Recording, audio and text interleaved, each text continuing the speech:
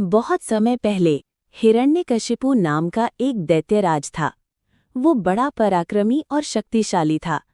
उसने घोर तपस्या करके भगवान ब्रह्मा से वरदान पा लिया था कि ना उसे कोई मनुष्य मार सकेगा, ना देवता, ना दिन में ना रात में, ना घर में ना बाहर, ना अस्त्र से ना शस्त्र से।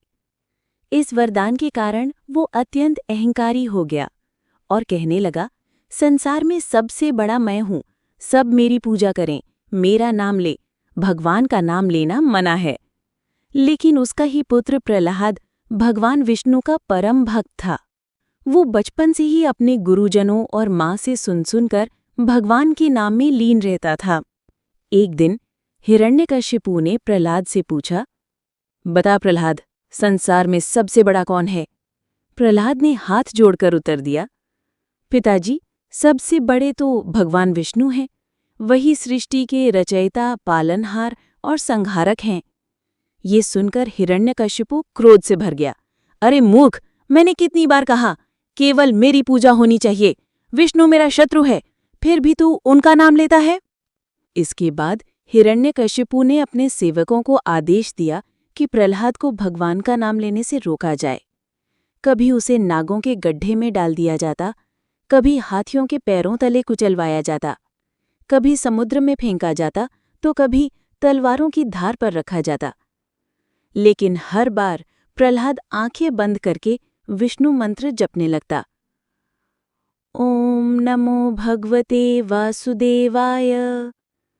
और चमत्कार होता, ना तो सर्प उसे डसते, ना हाथी को चलते, ना समुद्र उसे डुबाता। एक दिन हिरण्यकशिपु की बहन होलिका ने कहा, भैया, मेरे पास वरदान है कि अग्नि मुझे जला नहीं सकती। प्रहलाद को मेरी गोद में बिठाकर अग्नि में डाल दो, वो जल जाएगा और मैं सुरक्षित रहूंगी। हिरण्यकशिपु राजी हो गया। प्रहलाद को गोद में लेकर होलिका अग्नि में बैठ गई। लेकिन प्रभु की लीला देखो, होलिका भस्म हो गई और प्रहलाद विष्णु के नाम का जप करता हुआ सुरक्षित बाहर आ गया। अब हिरण्यकशिपु का क्रोध और बढ़ गया। उसने प्रहलाद से कहा, कहाँ है तेरा विष्णु? अगर वो हर जगह है तो क्या इस खंबे में भी है? प्रहलाद ने दृढ़ स्वर में कहा, हाँ पिताजी, भगवान सर्वव्यापी हैं, वो इस खंबे में भी हैं। इतना सुनते ही हिरण्यकशिपु ने तलवार उठाई और खंबे पर प्रहार किया। और तभी उस खंबे से प्रकट हुए भगवान नरसिंह, अर्ध मनुष्य अर्ध सिंह का अद्भुत रूप। न दिन था न रात, वो संध्या का समय था।